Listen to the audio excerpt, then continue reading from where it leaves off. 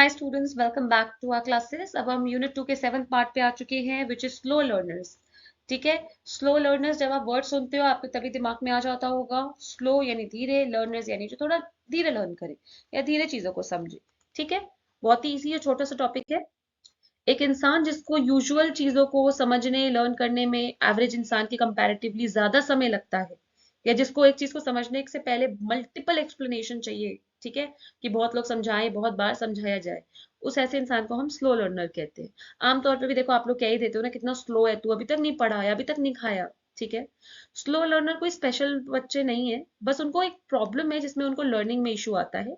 ठीक है। उनको नई चीजें सीखनी है, बट उनको उस प्रोसेस में थोड़ी दिक्कत आती है, वो क्विकली नहीं सीख सकते, उनको स्पेशल केयर चाहिए। ठीक है।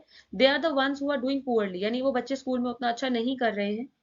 और वो क्यों नहीं सक्सेसफुल हो पा रहे हैं? क्योंकि उनको लैक ऑफ इंटरेस्ट होता है। कई बार पेरेंट्स इलिटरेट होते हैं तो उतना ध्यान ही नहीं देते हैं, या पढ़े लिखे भी हों लेकिन अवॉइडेंस हो उनके अंदर। ठीक है। और बच्चों में मेंटल वीकनेस हो या ऐसी कोई दिक्कत हो तो स्लो लर्नर्स आपके डेवलप हो जाते हैं। किसी भी स्लो लर्नर में दो कॉमनैलिटीज या दो कॉमन चीजें क्या आती हैं? नंबर वन, उनको ज्यादा या एक्स्ट्रा टाइम चाहिए चीजों को कंप्लीट करने के लिए। दूसरा, उनको अप्रोप्रिएट इंसेंटिव्स देने चाहिए। ठीक है। हमें उन लोगों को प्रॉपर इंसेंटिव्स प्रोवाइड करने चाहिए। अब देखो, टाइप्स ऑफ स्लो लर्नर्स आपके क्या है? दो तरह के आपके स्लो लर्नर्स दिए हुए हैं। Number one, children requiring separation. Children requiring separation क्या होता है? इस टाइप के जो हमारे स्लो लर्नर हैं, इनका एक या मतलब कोई वन और the other severe form of learning retardation, यानी इनके अंदर किसी एक तरीके का लर्निंग रिटार्डेशन या एजुकेशनल बैकवर्डनेस होती है। ठीक है।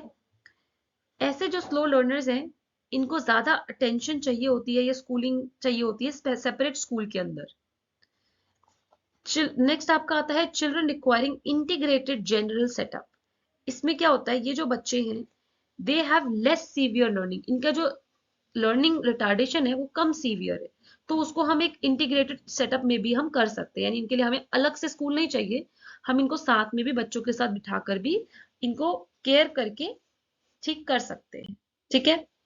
अब स्लो लर्नर, हम किसी को स्लो लर्नर कैसे कहेंगे? ये थोड़ी आज मैं धीरे पढ़ रही हूँ, मेरा मन नहीं है, मैं लेजी हो रही हूँ तो आप मुझे स्लो लर्नर कह दो। नहीं, कुछ कैरेक्टरिस्टिक्स होते हैं, जैसे पुअर मेमोरी, है ना, चीजों को याद रखना, उनको दिमाग में रखना, तो स्लो लर्नर्स की मेमोरी काफी पुअर होगी। Distraction and lack of concentration, यानी इनके अंदर डिस्ट्रैक्टेड रहते हैं, कंसंट्रेशन उतनी अच्छी नहीं रहती है। ठीक है। चीजों से बड़ी जल्दी इनका ध्यान भटक जाता है। इनएबिलिटी टू एक्सप्रेस आइडिया, अपने आइडियाज को एक्सप्रेस नहीं कर पाते, क्योंकि इनमें क्या होता है, ये लोग शब्दों को ढूंढ कर कंबाइन नहीं कर पाते कि कैसे इनको अपनी बात को समझाना है। Limited cognitive develop capacity, limited cognitive capacity का मतलब क्या है? ये लोग एब्स्ट्रैक्ट तरीके से नहीं सोच पाते, चीजों को बहुत प्रैक्टिकली रैशनली नहीं सोच पाते, बहुत ही लिमिटेड इनके सोच समझ की जो दायरा होता है। ठीक है। और इनकी कुछ कैरेक्टरिस्टिक्स हैं, जैसे ये कॉम्प्लेक्स प्रॉब्लम्स नहीं सॉल्व कर सकते, अगर कुछ आप बहुत कॉम्प्लेक्स ही प्रॉब्लम दे दो। ठीक है। टाइम का ट्रैक नहीं रख पाते, यानी कि अगर किसी चीज को करना शुरू हुआ, इनको पता ही नहीं कितना टाइम लग रहा है, कितने टाइम में हमें कंप्लीट करना है इस चीज को। ठीक है। इनके अंदर लॉन्ग टर्म गोल्स नहीं होते, इसीलिए इनके प्रॉब्लम होता है टाइम मैनेजमेंट की, क्योंकि इनमें लॉन्ग टर्म गोल्स नहीं है। They do not easily master, यानी ये स्किल्स को इजिली मास्टर नहीं कर पाते, यानी किसी भी चीज में ऐसे बहुत मास्टरी नहीं वो कर पाते। ठीक है। और अपने रिलेशनशिप्स में भी थोड़े इमेच्योर से। Educational programme for slow learner, यानी स्लो लर्नर के लिए एजुकेशनल प्रोग्राम्स क्या रहते हैं? सबसे जरूरी, इंडिविजुअल अटेंशन देनी चाहिए टीचर्स को।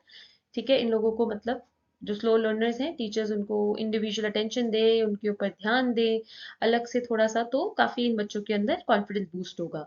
इलास्टिक करिकुलम, देखो हर बच्चा अलग होता है, तो अब ये नहीं है कि हाँ सबके हिसाब से करिकुलम बदलते जाएंगे, बट हम लोग अगर एक इलास्टिक फ्लेक्सिबल सा करिकुलम सेट कर लेंगे जो सब बच्चे कर पाए अडेप्ट जिसको, तो बहुत अच्छा रहेगा।